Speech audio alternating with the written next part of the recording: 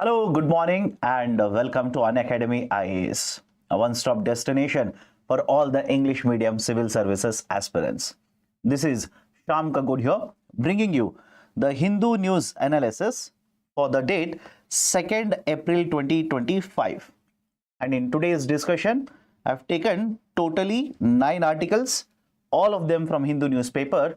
In addition to this, there is one more article that will be discussed along with one more article in the Hindu newspaper. So totally 10 articles. Now, the idea is to ensure that the discussion is comprehensive and you will be able to address all the questions, score very good number of marks in the civil services examination. If you like this initiative, do hit the like button, and if you yet to subscribe to our YouTube channel, kindly do it right now. Before I start the discussion, those who are appearing for the civil services examination, here is a very interesting announcement for all of you. From the 4th of April to 6th of April 2025, we have a learning festival during which the faculties in Unacademy will be taking multiple classes. These particular classes will be associated with the preparation, will be associated with appearing for prelims, mains, strategy, etc.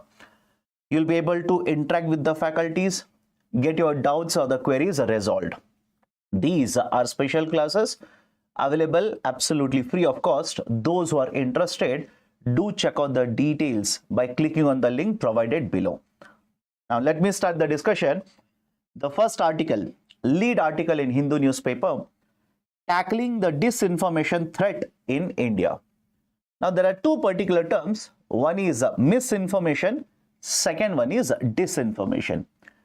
If I ask you, is there any difference between mis and disinformation? Most of you will basically say both are one and the same. But please understand, there is a difference between misinformation and a disinformation. And the focus of the discussion in the article is on disinformation. What is essentially or the fundamental difference between both of these terminologies? In misinformation, I might have wrong factual information. I might be having factually incorrect information, right? So when I have this kind of information, I'll try to provide you this information. You'll simply say misinformed. On the other side, disinformation is much more dangerous, much more full of deceit, malice, etc. That is essentially when I know I have wrong information, purposefully, deceitfully, I'll try to use this information, try to spread this information. That is called as disinformation. So misinformation is without any, let's say, any deliberate attempt, whereas a disinformation is a deliberate attempt. So this is according to the definition that has been provided by American Psychological Association. Now, what is the issue here?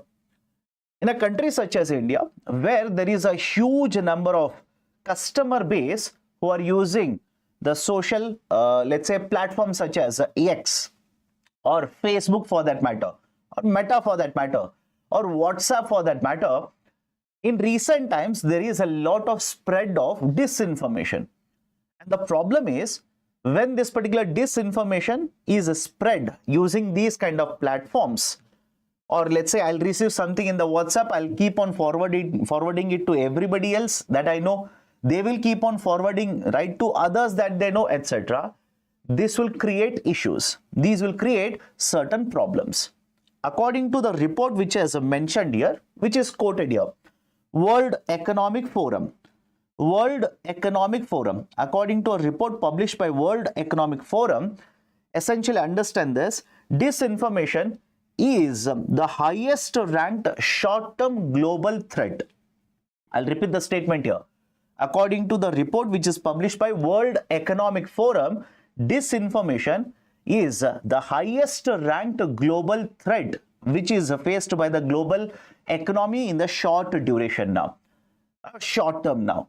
And when I say threat here, what do they actually mean by threat?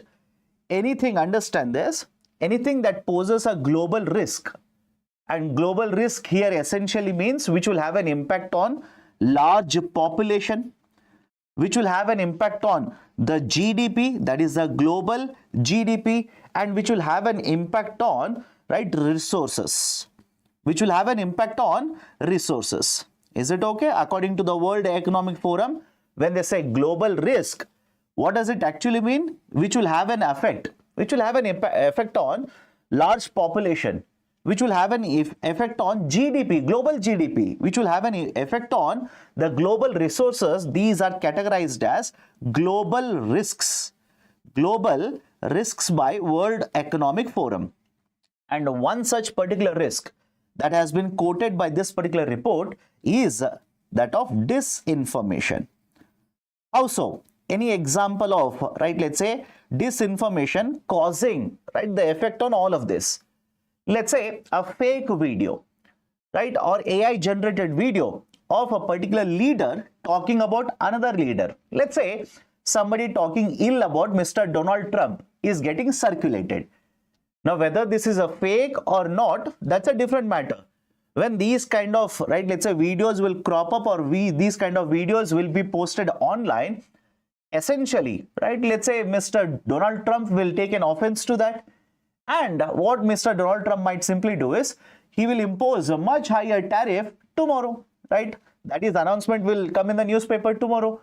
So higher tariff will be imposed on this particular country, retaliatory measures will be taken on this country, etc., etc. Just to make you understand very quickly, very recently Mr. Donald Trump stated that if the president of Ukraine and Mr. Zelensky will back out of, let's say, the mineral agreement, right, the access to mineral agreement which is supposed to be signed and access is supposed to be given to government of USA, if he will back from or he will back out of this agreement, it will be very, very, very bad for this particular person and the country, he said. So let's say there is a video which has been circulated, a fake video, which will reach the White House. Now the government of USA, or let's say Mr. Donald Trump tonight itself, might basically tweet or put it in his Truth Social saying that we are going to impose sanctions, which will basically have an impact on not only the countries, it will also create volatility in the market. It will create, right, basically it will disrupt the negotiations which are happening, etc., etc. So I hope you understand there is a larger effect of disinformation which is being spread not only in India but also across the world on population, on the resources, on the GDP as well. For example, in case of India, according to one report, majority of, or let's say large chunk of the information associated with disinformation or the pieces of disinformation that are spread are essentially political in nature. These are associated with politics in nature or political in nature.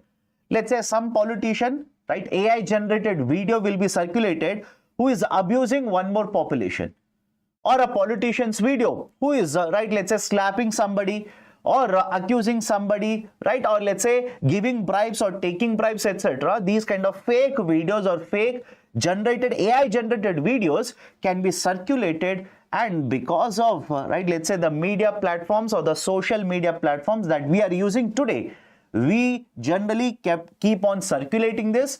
This will create more distrust in the system.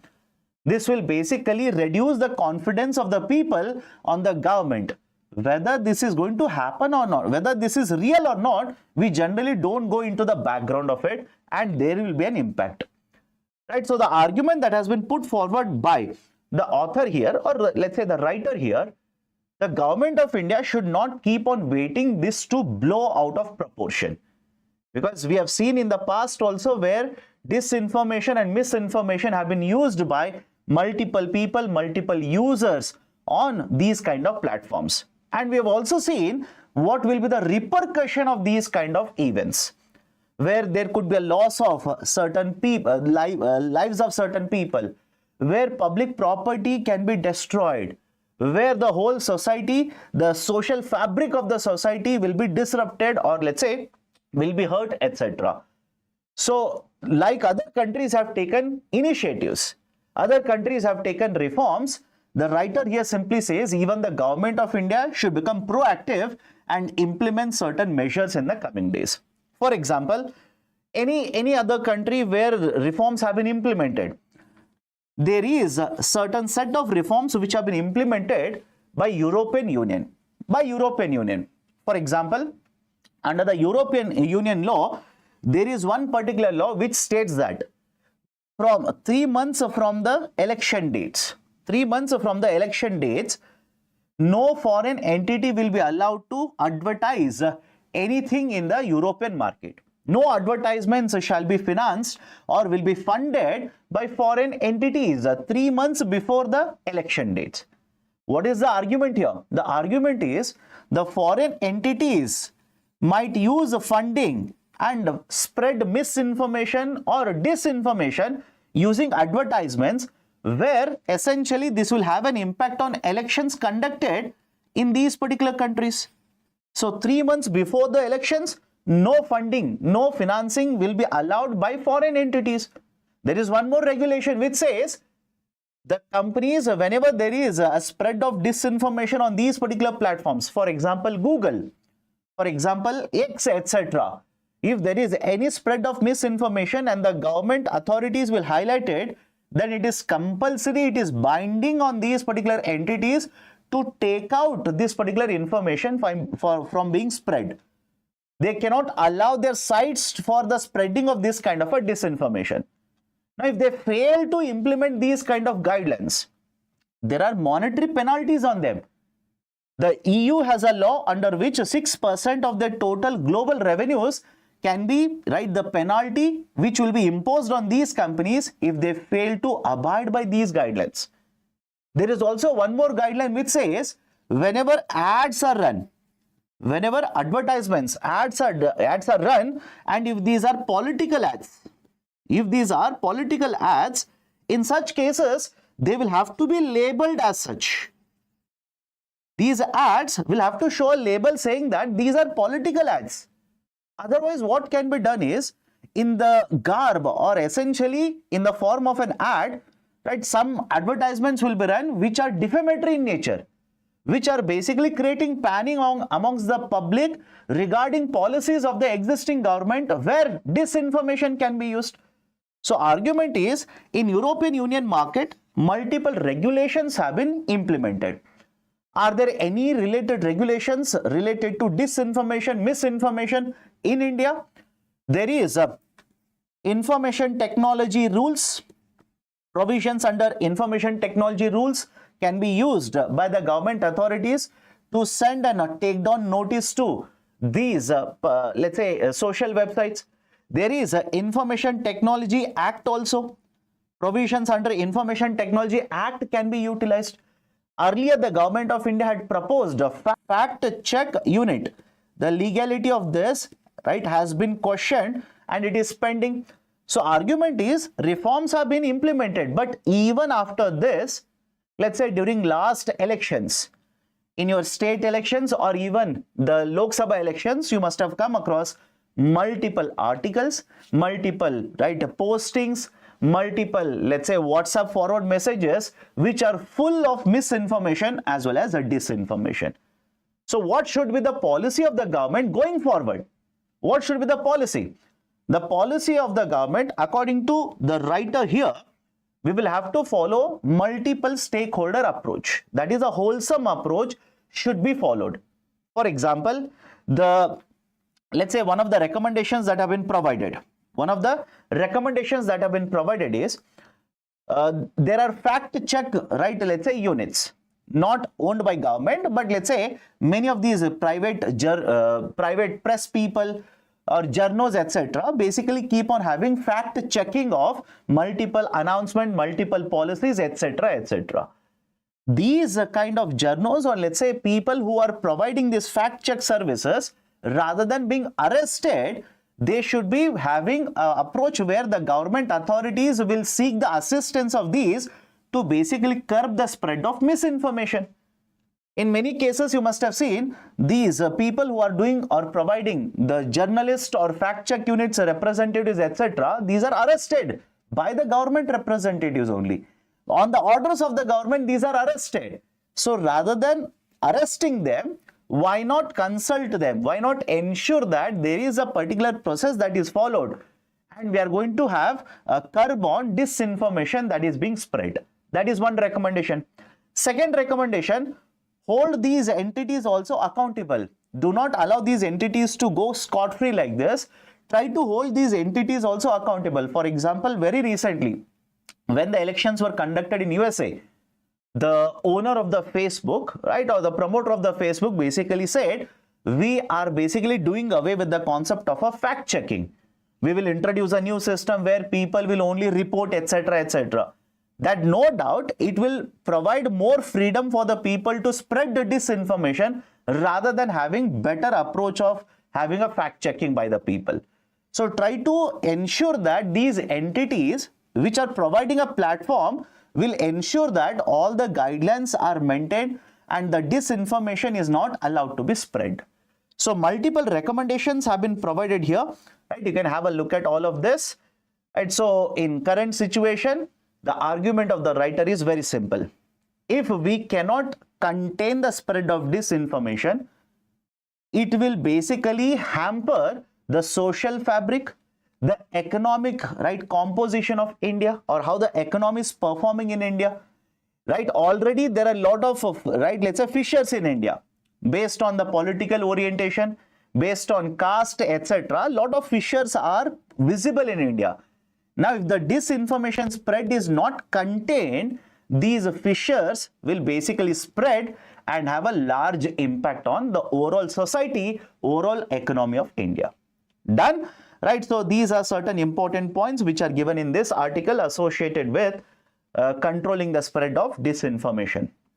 Okay, associated with this, I have given you one question for practicing mains answer. Disinformation and misinformation go beyond technology. Go beyond technology, and a failure to address it will deepen the political and societal divides, the consequences of which damage the democratic and social fabric of India. Elaborate.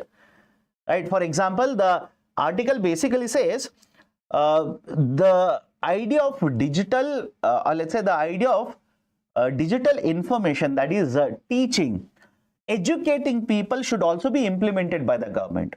Let's implement a policy where we will teach people, we will educate people what is good, what is bad, etc. I'll give you one example. If you have seen the RBI advertisements, right? RBI, when they want to convey certain message or a policy to a common man, will use multiple campaigns. Correct? All of you have seen? They will use multiple campaigns. For example, if RBI wants to convey to you saying that let's say the money has been debited from your account. You're not responsible, but money has been debited from somebody else or from somewhere else. So in such cases, the RBI ad will basically say, don't worry, go to the bank, file a complaint, and if you have not committed any fraud, if you have not committed any issue, then the bank will refund that particular money to you. There are ads which will basically showcase that if you want to apply for a loan, let's say for education loan, up to certain limit, right, the rate of interest is lesser, you did not provide a collateral, etc. There are ads where Mr. Amitabh Bachchan will basically come and tell you about the features of, right, let's say UPI, etc. So what is the use of this? The use is essentially through these kind of campaigns, RBI is trying to communicate and educate and create awareness amongst the public. Argument of the writer is, can we use the same thing? Can we use the same thing to ensure, right, let's say disinformation? How do you find out what is a disinformation? How do you differentiate what is a truth, what is a, let's say, misinformation, disinformation? Can we educate the people like this? Because the fact of the matter is simple. All of us are using WhatsApp. Most of us are using X platform. Most of us are using Facebook. And over a period of time, we have shifted more and more away from the traditional news website to getting the news from the social website or social platforms like this. Right? So argument is, can we do something regarding, or let's say, can we implement certain policies to ensure through these particular medium or platforms, disinformation is not spread. Done? Okay. So that is first article. Second article, educational transformation, the true picture. Now, before I start the discussion, as usual, when I discuss these kind of articles, here is right, an important point to note. This is essentially an article written by Mr. Dharmendra Pradhan, who is the Union, right, Minister for Education, right, Minister for Education. So before I start the discussion, what are the important points? Couple of days ago, there was an article written by Sonia Gandhi, Member of Parliament, criticizing the education policies which have led to certain, right, negative outcomes associated with the education sector in India. I feel as a result of that, as a reaction to that, there is one more article which has come today in Hindu newspaper, essentially, right, as a report card. It is essentially a report card. Right? Let's not be worried about all the concepts here. It is essentially a report card of what has happened to the education sector in the last 10 years. That is essentially post 2014. So if you read this article, line after line, only data has been dumped. So many teachers have been hired. So many people have gone to school. Right, so many IITs have been promoted, right? So many, right, let's say colleges have been opened, etc., etc., etc. So you should be aware that this is essentially a report card. Now, when you read such articles, should you read all the data? Remember all the data, because concept-wise, right, this article doesn't have much, but data-wise, this article has too much of data. So can you remember every set of data that is provided in the article? It is not possible. You don't have to do that also. So what I've done essentially is taken most important data points which have been given in the article, and I've given all of these important data sets here. You can essentially use some of these data sets to provide a critical evaluation. Critical evaluation, positive points, negative points. The article doesn't provide you anything negative. Earlier we have seen what are the negative issues associated with education sector. So what are the points given in the article? Point number 1. The National Education Policy, which has been implemented by the Government of India, 2020, NEP 2020, essentially the minister says this, right, it is a law to basically come out of the colonial mindset. To come out of the colonial mindset. What do you mean by colonial mindset? Earlier, lot of these policies which were implemented were basically promoting English culture in India. And now the minister says, no, we are trying to overcome that particular colonial mindset through this revolutionary policy, that is National Education Policy 2020. In fact, there is a line which says NEP is a law for the people, by the people, etc. Right? Again, that is basically one of the lines given in the article. So NEP will promote access to education, will promote, right, affordability of education, will promote equal opportunity for the people to get access to education, etc. Now, in regards to education sector, what have been the outcomes regarding or with the implementation of the policies of the government in the last 10 years? What have been the outcomes? These are certain important outcomes. Point number 1. Whenever you talk about education, in order to, right, measure the efficiency of education policies, you'll have to see how many people belonging to, let's say, SCs, STs and OBCs are getting access to education. Because of course, when you talk about, let's say, policies associated with education, one of the outcomes should be upliftment of the people. Those people who are, right, not able to get access to education should be able to get access to education because of the policy. They should be able to get better qualification, better jobs and move out of poverty over a period of time. And how can you forget, let's say, effectiveness or the efficiency of the education policies without connecting it to women empowerment? You'll have to connect it to women empowerment also. That is how many girl children, right, are getting enrolled into schools because of the policy. How many teachers who are female teachers have been hired by the government? How many women are applying for higher graduation now, who are entering into technical streams now? All of these will basically give you, right, let's say, points to prove that policies are efficient. Policies are basically, right, having efficient outcomes or having impact on the upliftment of the growth, upliftment of the society. So in context of that, what are the data points which have been provided here? One, SCs, STs and OBCs, their enrollment into higher education in the last 10 years have increased by 50%, 75% and 54% respectively. The number of people from scheduled caste who are getting enrolled into higher education in the last 10 years has increased by 50, right, and ST by 75 and OBCs by 54. One data point. Second data point, what about girls and women?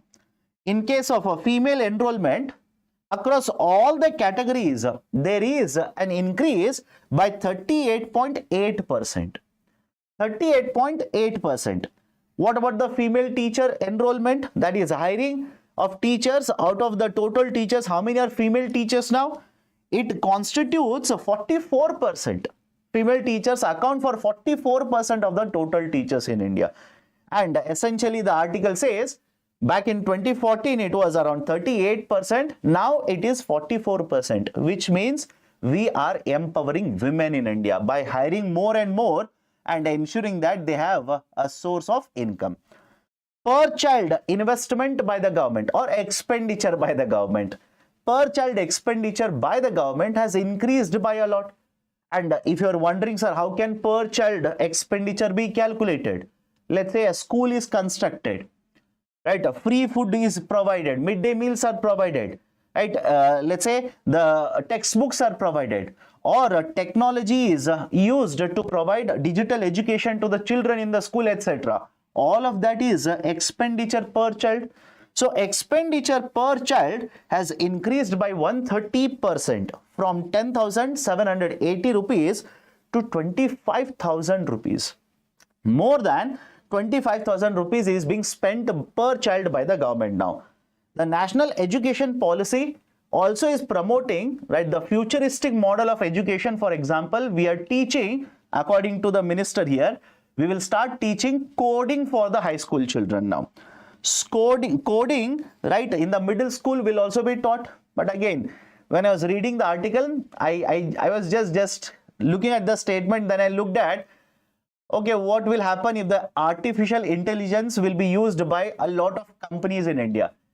You are teaching the children how to code. By the time they, right, basically pass the college, get through the college, get graduation, etc., and they become part of labor market, by that time artificial intelligence will be much improved, much more enhanced, right? So will all these particular children, again, just a thought, by the way, just a thought, all these children to whom you are providing coding, don't you think they will not be able to match the skill sets that will be required by the time they become part of labor market? Anyways, right, just a food for thought as well. Adult tinkering labs also have been set up, and they will be more and more will be set up over a period of time. Higher education, right, in higher education, sustainable revenue model has been promoted. Very vague statement, by the way. In higher education model, we are promoting sustainable revenue model. No details have been provided.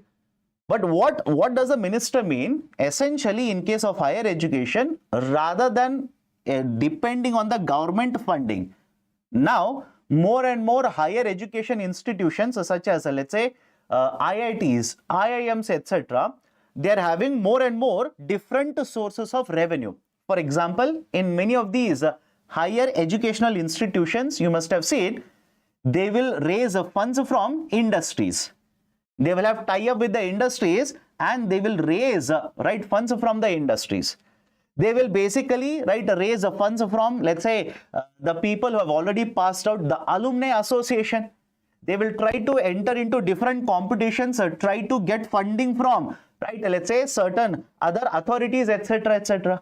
So argument is, rather than being dependent only on the government funding, now at higher level education, essentially, right, we are having more sources of funding. Done. And finally, Indian Knowledge System, IKS, Indian Knowledge System. What is this Indian Knowledge System? Please understand, the government of India is promoting the integration of traditional knowledge that we have. Traditional knowledge, for example, be it Ayurvedic, be it, right, let's say, yoga, be it associated with, let's say, Vedic mathematics, etc.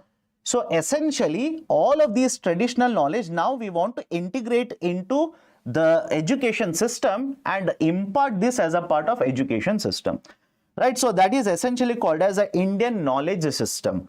So Indian knowledge system initiative, right? Under this, more than 8,000 higher education institutions are following the curriculum. So these are certain points which have been provided in the article. And if you're wondering, sir, any concept is discussed here? They are not discussing concept. No concept is discussed. Essentially, the highlight of the article is simple. In the last 10 years, lot of reforms have been implemented.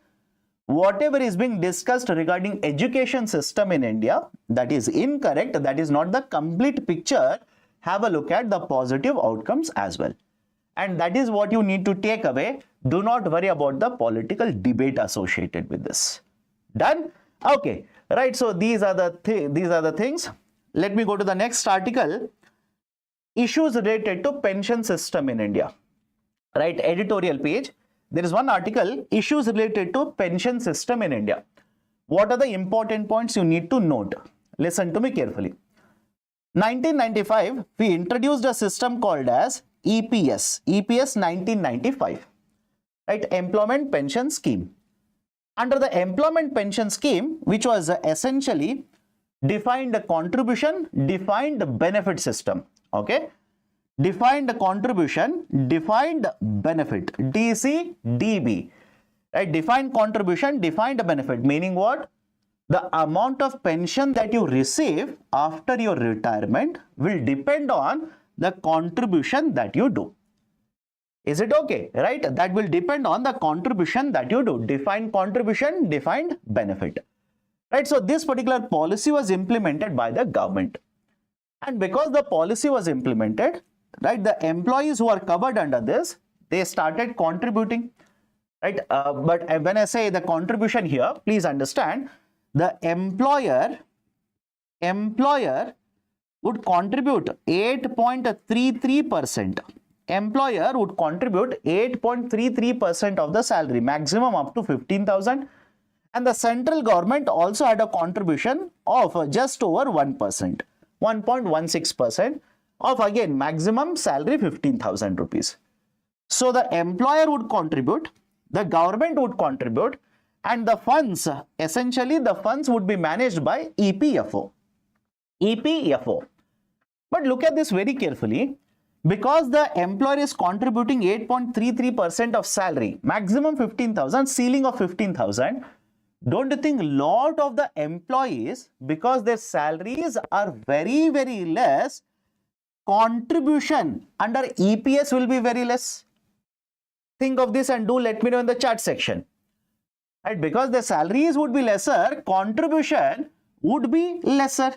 And because the contribution is lesser, what will happen to the pension that you receive once you retire?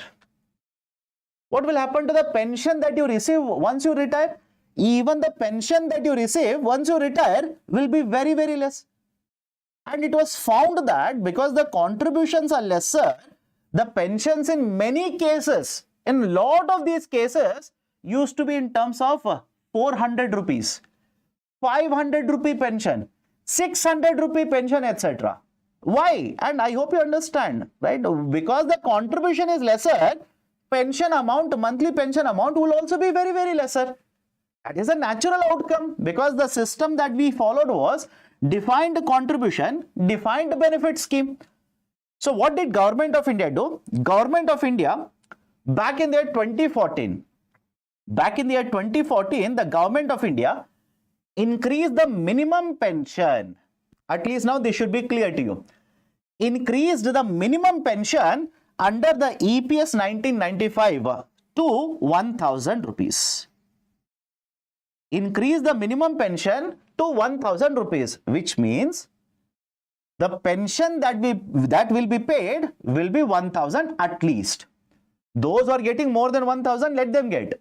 But those who are getting, let's say, 300 rupees, 400 rupees, 500 rupees, now they will start getting 1,000 rupees. This was the policy implemented by the government back in the year 2014. But come to the point now, we are in the year 2025. Correct? We are in the year 2025. And even today, the minimum pension remains the same at 1,000 rupees. Even today, the minimum pension remains the same, that is at 1,000 rupees itself. So now the question arises, don't you think what you could have purchased with 1,000 back in the year 2014, it will cost much more higher amount of money today?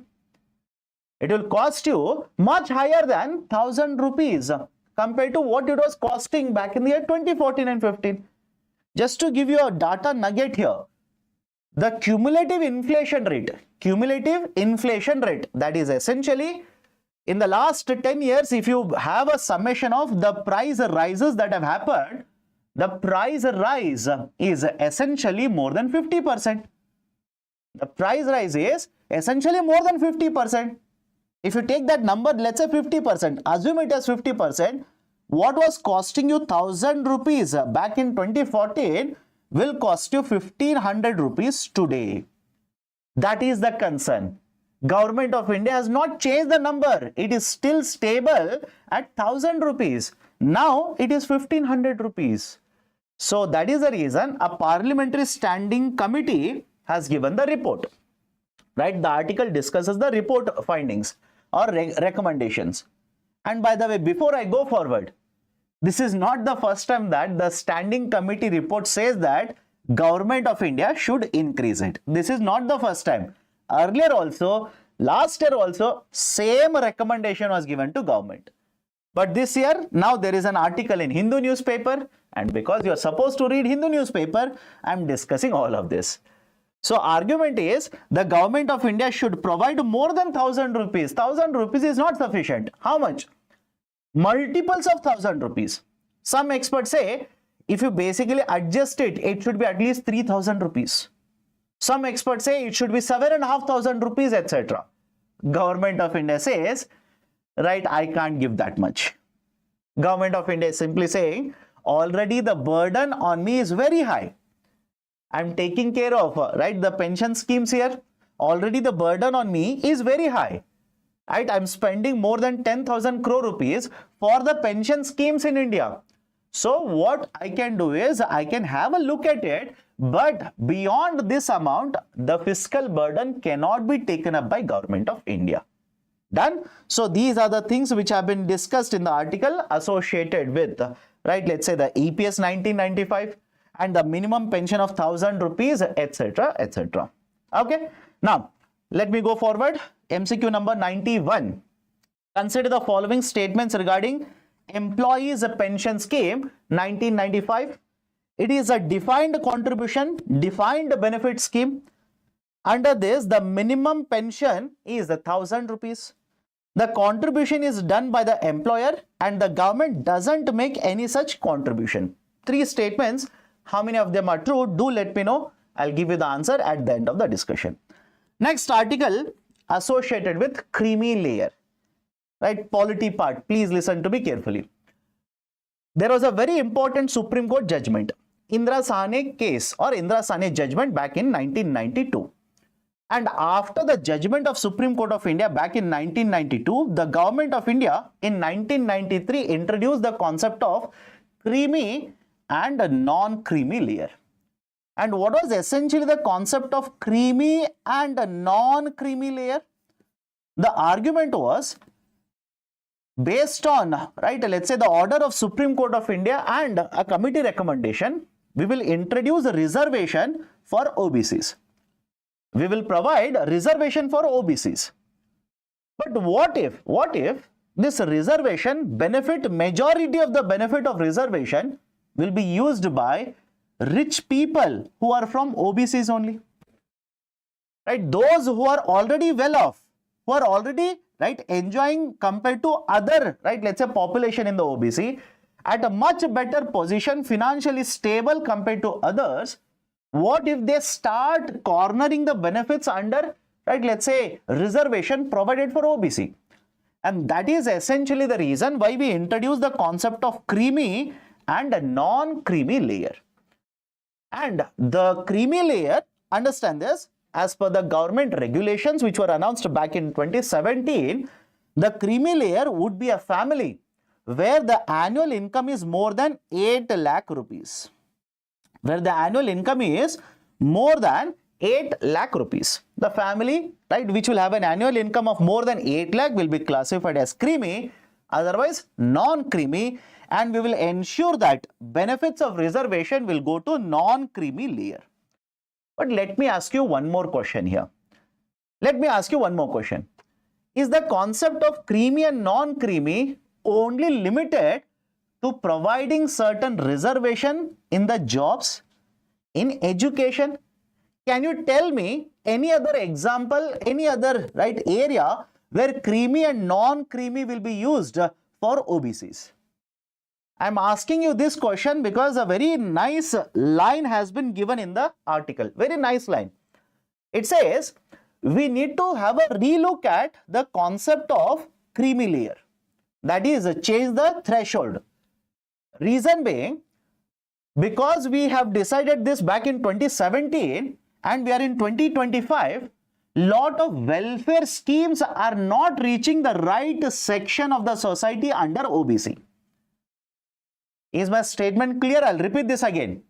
Lot of benefits which are supposed to reach, welfare benefits, in addition to reservation, welfare benefits which are supposed to reach the right section of the society within OBC are not reaching. So my question to you people will be, can you give me any example where education, except job, etc., where the concept of creamy layer, having a non-creamy layer certificate will help you? Do let me know. Suddenly this can be asked in the prelims or in the interview. And worst part will be if you basically say, I belong to non-creamy layer, and the interview chairman will ask you, then tell me apart from education and let's say in IAS, where all you will get the benefit. And you'll basically say, sorry sir, I don't know. My dear, please understand. Please understand, there are various welfare schemes which are announced by the government, where I hope you understand, where non-creamy layer will help you in getting certain priority. Example, Pradhana Mantri Kaushal Vikas Yojana, PMKVY, Pradhana Mantri Kaushal Vikas Yojana, right? There priority is given to those particular candidates who have a NCL certificate, non-creamy layer certificates, right? Any other example? Scholarships. In case of scholarships, right, NCL certificate will give you preference. In case of loans under Stand Up India, all of you heard of Stand Up India?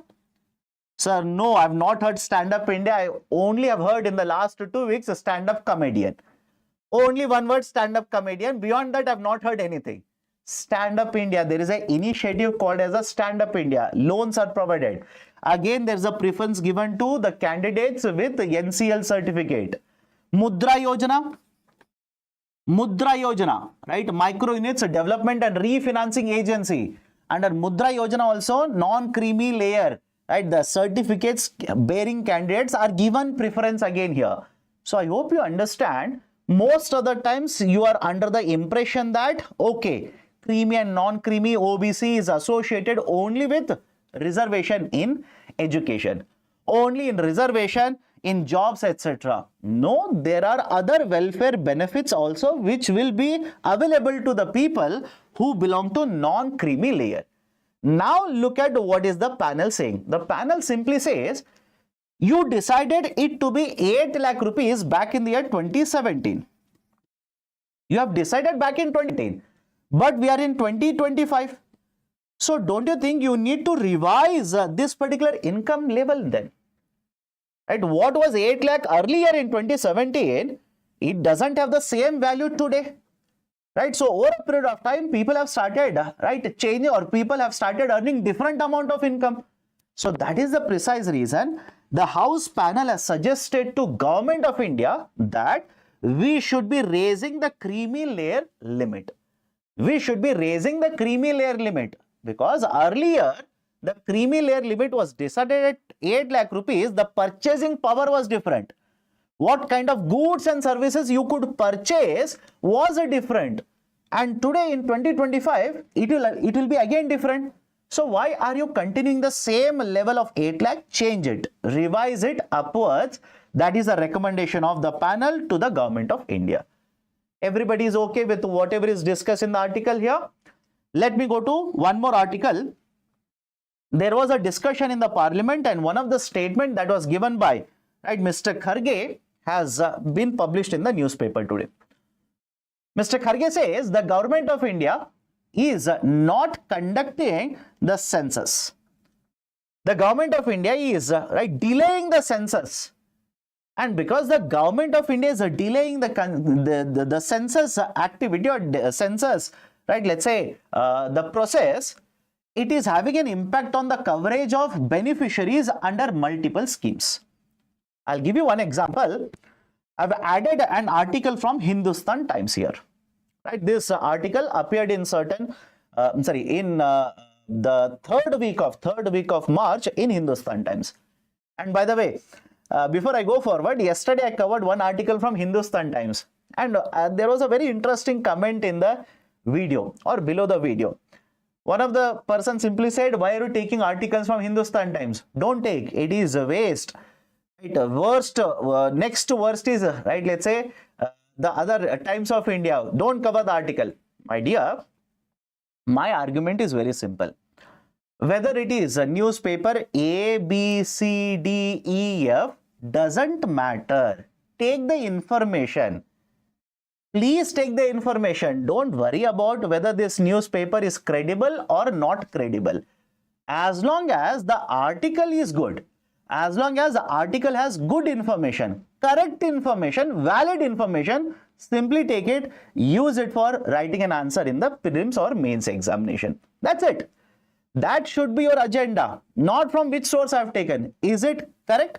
Is the article correct? Is the article useful for you? That should be your agenda. Okay, let me go forward. What is the article saying here? And by the way, this was not reported in Hindu. That's the reason I have taken from Hindustan Times. So what is the article saying here?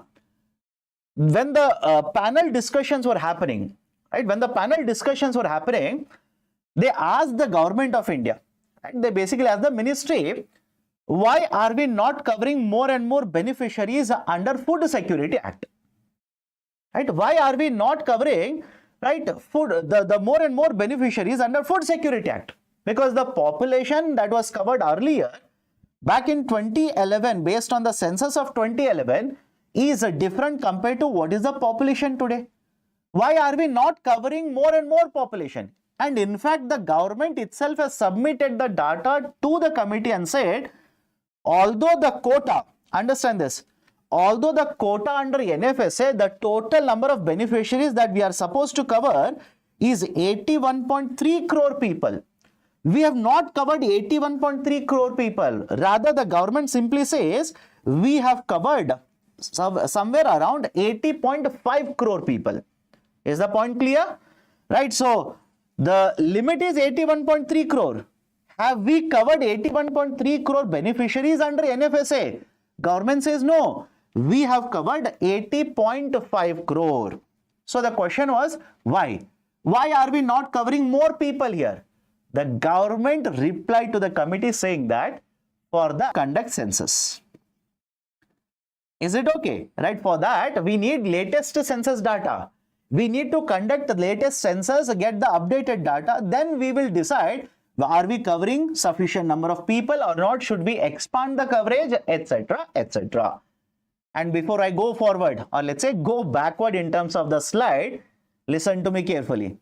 If UPSC will give you a statement like this, according to the law of NFSA, 81.3 crore beneficiaries are receiving benefits under NFSA, statement will be wrong. Why? Here is the data, here is the statement given by the government, where Government of India itself is saying, we have not covered 81.3 crore. We have covered 80.5 crore people. Okay, done. So come back to the discussion here. What is the argument which has been put forward by Mr. Kharge here? MP, he says, the Government of India is essentially delaying holding the exercise of census. And because the exercise of census is not being conducted on time, it was supposed to be conducted in 2021. And the government simply said, there is pandemic, there is COVID, I will not be able to conduct the exercise. And this has been postponed. We expected the amount to be allocated for conducting census in this year's budget, but there also sufficient allocation has not been done. So Government of India is essentially putting forward or postponing conducting the census exercise. And if government doesn't conduct it, we will not know how many people are there in India. What is the exact number of people? And what is the exact number of people spread across multiple states? If I do not know that particular data, that is the official data, then how do we revamp the schemes? Are we not simply, not covering lot of population or lot of beneficiaries who are supposed to be covered under these particular schemes? So this is essentially the argument which has been put forward by the MP, which is discussed in the article. Okay, done. Next article, a lot of you are focused on EWS, OBS, OBC, etc. My dear, done, forget about it. Move on now. Go on to the next article. Don't keep on discussing the same thing again and again. Let's go forward. According to the statement, or post which was put forward by the MHA, there are 6 districts which are under the most affected category of left-wing extremism. Left-wing, extremism. Now, earlier also we have discussed certain points regarding left-wing extremism.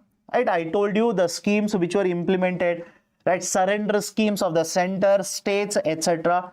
This is an update. Please add to that particular point. What is the point? Whenever you talk about left-wing extremism affected states, the government post 2015, after 2015, has been using a categorization, has been using a classification. What is the classification? The classification goes like this: most affected districts. Second category is called as affected districts. Marginally affected districts. Is it okay? Now, instead of using the term marginally affected, the government will use one more term. Instead of this, they will use the district of concern. The district of concern. So from 2015, please make a note of this. The areas or the districts. Okay, somebody is saying buffering. Is it okay? Please do let me know in the chat section. There are 3 people who said buffering. Clear now? Okay. So I'll reiterate this particular point. I'll repeat this particular point. Essentially, the point I'm making here is the government post 2015 has classified the districts which are affected by left-wing extremism into 3 categories. One is most affected, second one is affected, third one is marginally affected or district of concern. Now, what is the use of this classification? The government essentially will focus on those particular districts which is heavily affected or most affected and implement lot of policies, increase the security, conduct a lot of operations through the forces, etc. to control the Naxalist activities in the most affected region. So how policies should be made? Should we utilize the resources uniformly across all the districts which are affected by LWE, or should we have an approach where most affected should be focused more in terms of, let's say, reducing Naxalist activities, and you will have based on the requirement allocation of resources. That is the precise reason why we have divided the districts into 3 categories. Now, what is the update? The minister simply says the number of districts which are categorized, we also use one more term called as the red corridor. What do you mean by red corridor?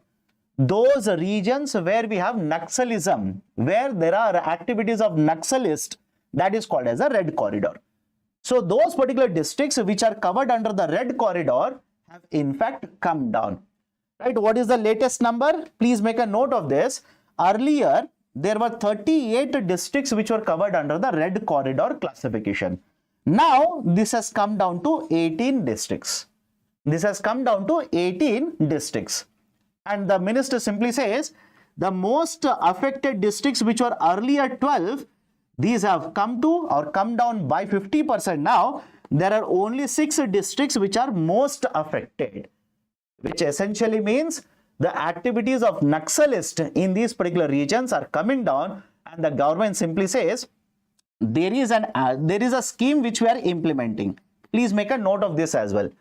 There is a scheme which we have implemented, under which we are promoting development of infrastructure in these particular regions. We are developing infrastructure in these particular regions. What is the name of the scheme?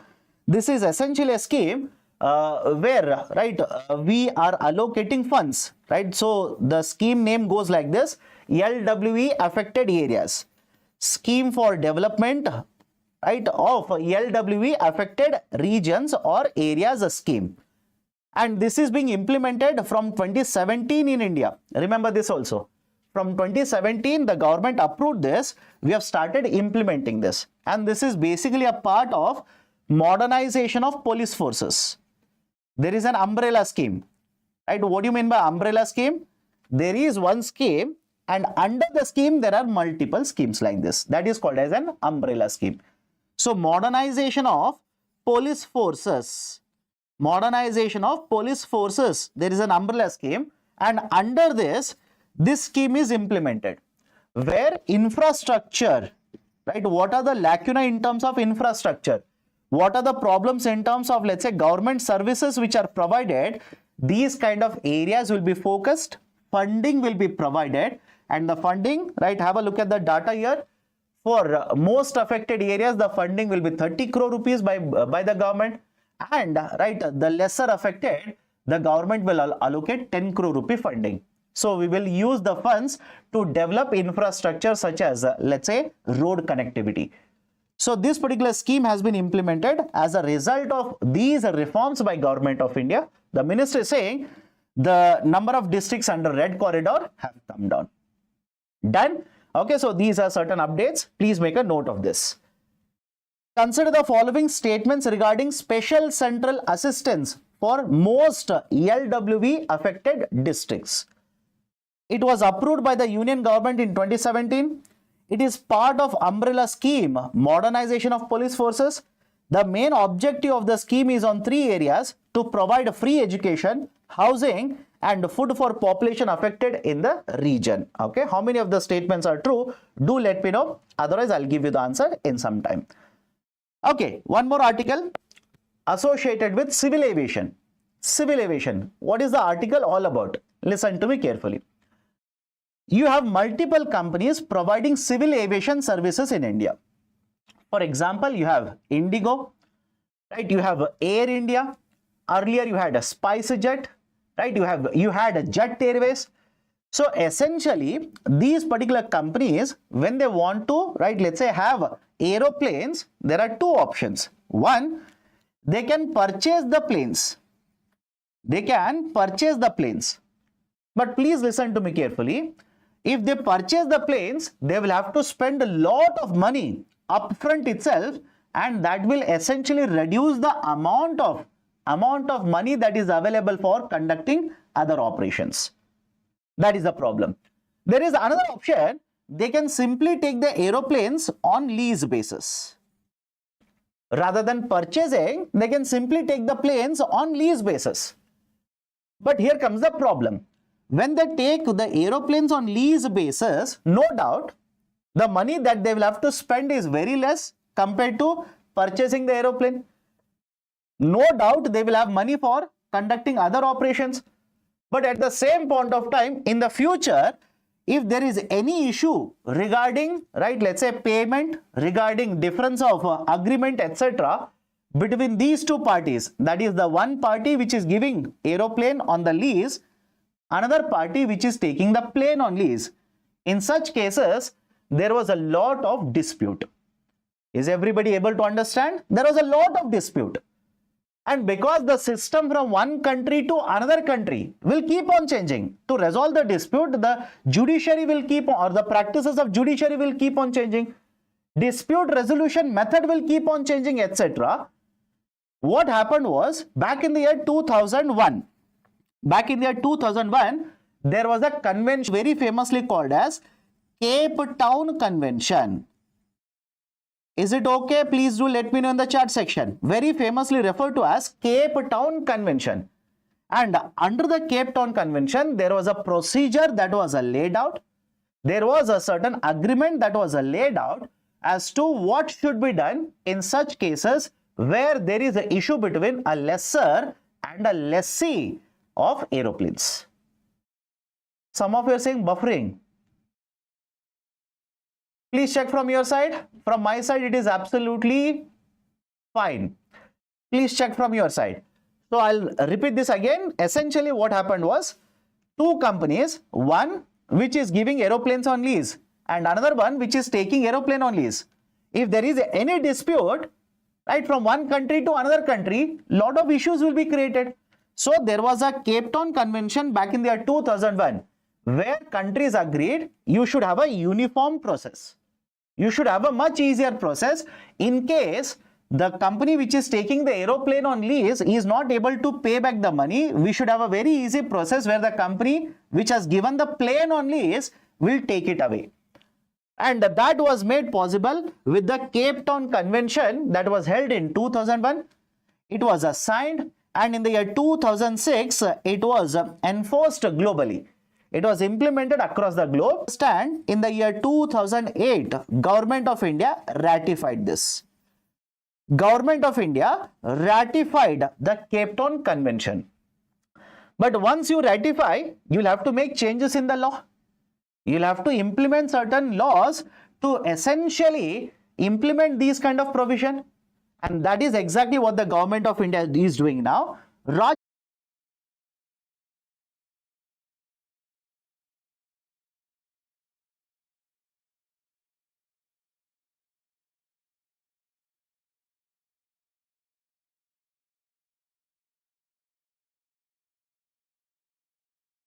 Okay, am I audible and visible now? Please do let me know. Official YM Sandge. Look at her smile. My dear, I'm always smiling. Don't worry, I'm always smiling. Because problems are there. Right? You also have problem. I also have problem. At least be happy. I hope you understand. At least be happy. How?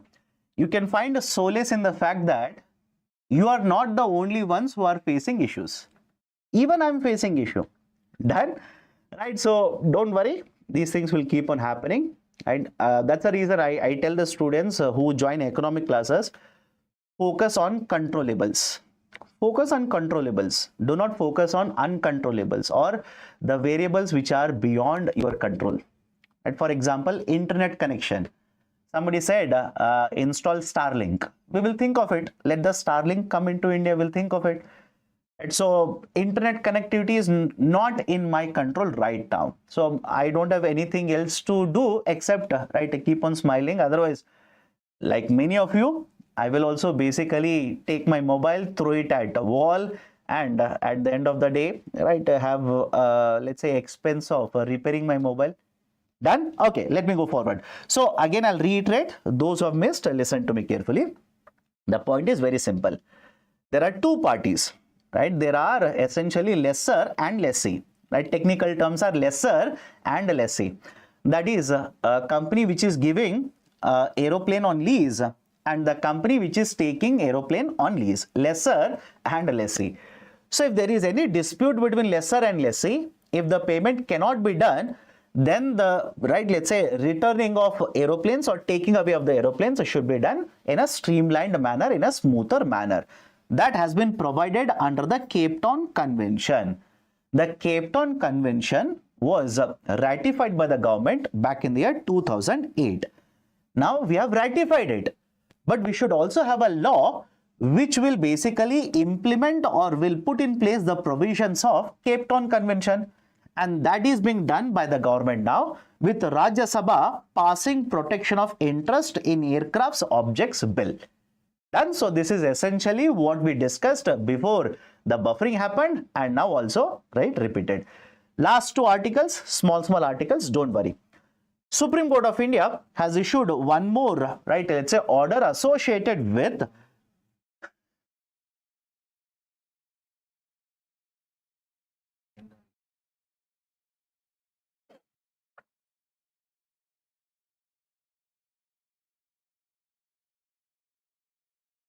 Okay, some of you are saying class has ended. Has the class ended? Please do let me know. Is it streaming? But there it is buffering.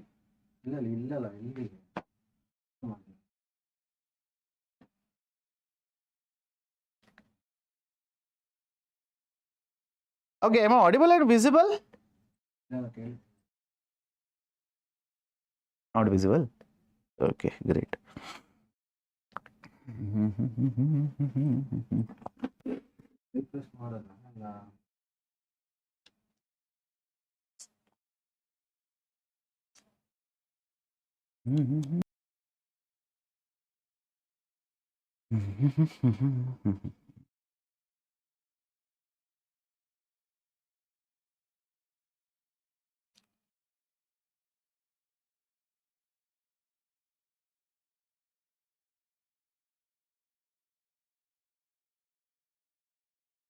Oh.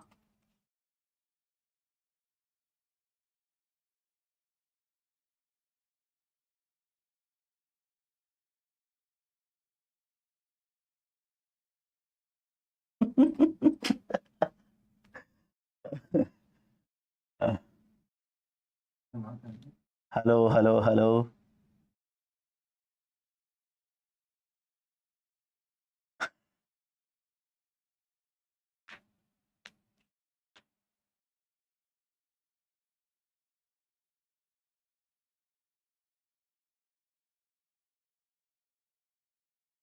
Some of you are saying the class has ended, and some of you are saying class has not ended.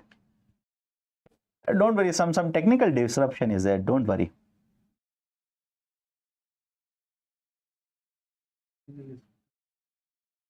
It's not visible.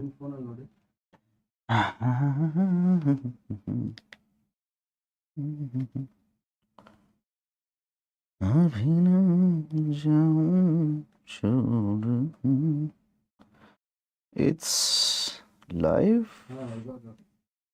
Ha. Am I audible and visible now?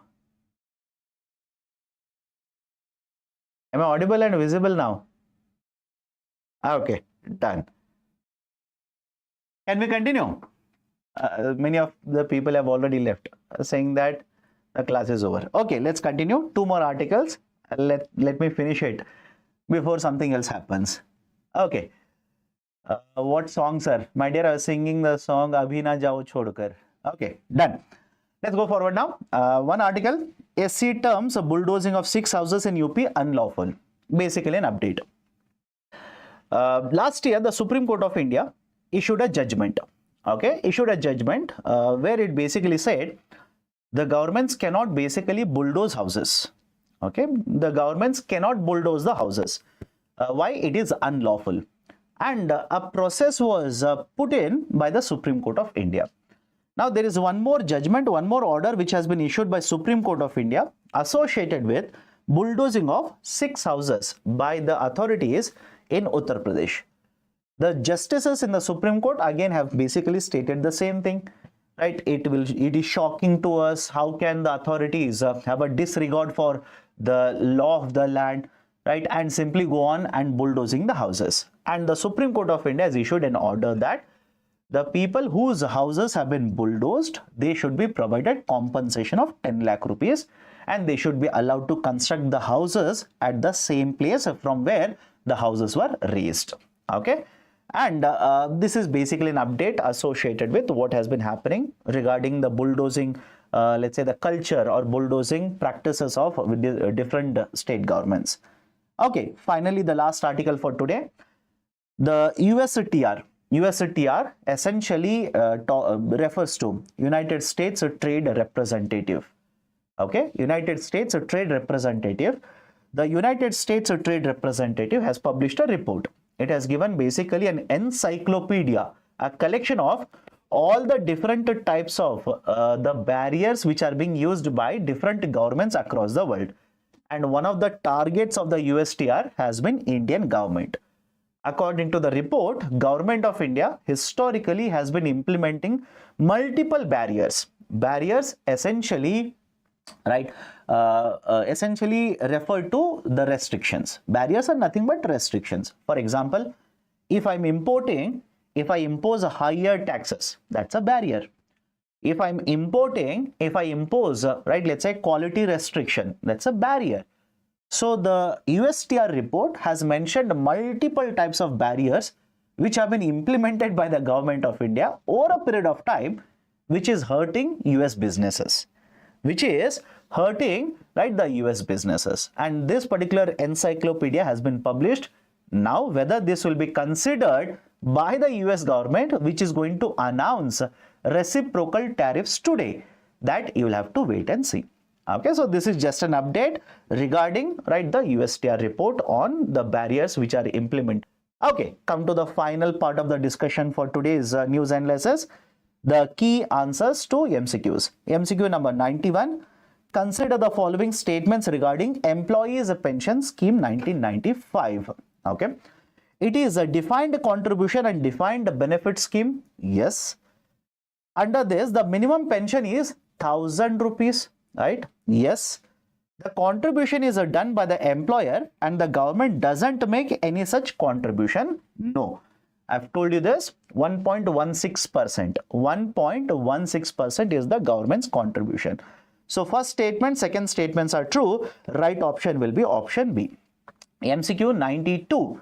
Mamtaz Sheikh, still buffering? No, my dear, it's not buffering. It is right available to all. If it is buffering for you, please hit the refresh button. And as I say, I realize it may not be audible and visible to her now. Anyways, MCQ number 92. Consider the following statements regarding special central assistance for most left-wing extremist affected districts. It was approved by the Union government in 2017. Yes. It is a part of umbrella scheme, modernization of police forces. Yes. Okay. Third, the main objective of the scheme is on 3 areas: to provide free education, housing. No. The main objective is to develop infrastructure. That is a lacuna of infrastructure, gap or the loopholes in the services, etc. Okay, so third statement incorrect. Right option will be option B, only 2. And before somebody says, sir, right, how can you say this? The third statement is correct, second statement is correct. My dear, please have a look at the screenshot here. And before you simply ask me from where, what is this source? It could be disinformation as well. I have taken this from MHA website, Ministry of Home Affairs website. So there is no question of disinformation here. It is right from the valid source. Now, associated with one of the question yesterday, MCQ 90, there were 2 doubts raised. One of the students simply said, it is compulsory for all the companies with turnover of rupee 100 crores. The statement is correct. Yes, the statement is correct. The mistake was from my side. I had written only applicable for the companies over 100 crore, but I had not pasted that correctly in the document. So the statement was correct. But anyways, now see, it is a compulsory only for all the companies with a turnover of 100 crore rupee. No, right? Anybody which has a turnover of more than 5, more than 10. In fact, somebody said, sir, what if the company has more than 5? I've read it somewhere where it is more than 5.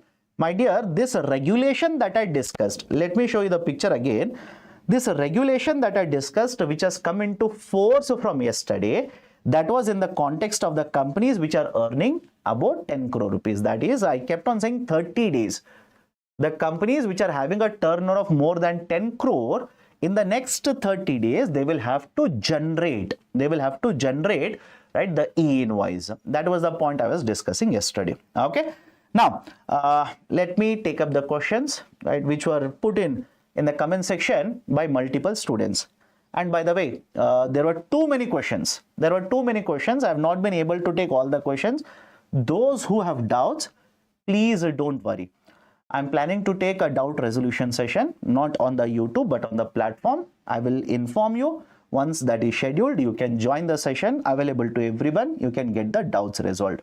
Have patience. I'll conduct that also. So question number 1, what are the meanings of mode 1, mode 2, mode 3 and mode 4 in the services trading? My dear, these are different classification for the services.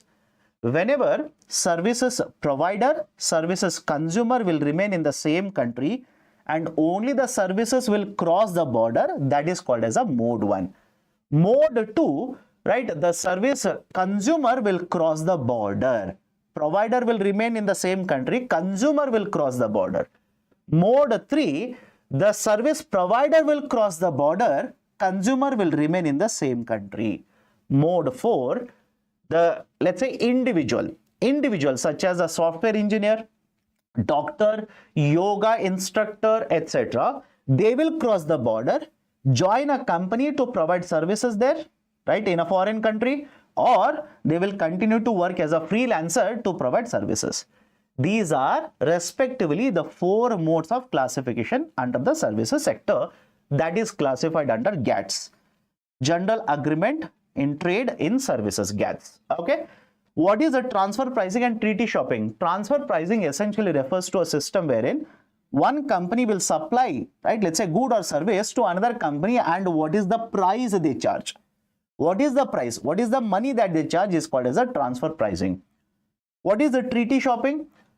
An investor, let's say directly, rather than investing directly from USA to India, rather than investing directly, will route the investment, let's say from Mauritius, will route the investment, let's say from, right, Switzerland into India, or Sweden, or let's say any other country into India.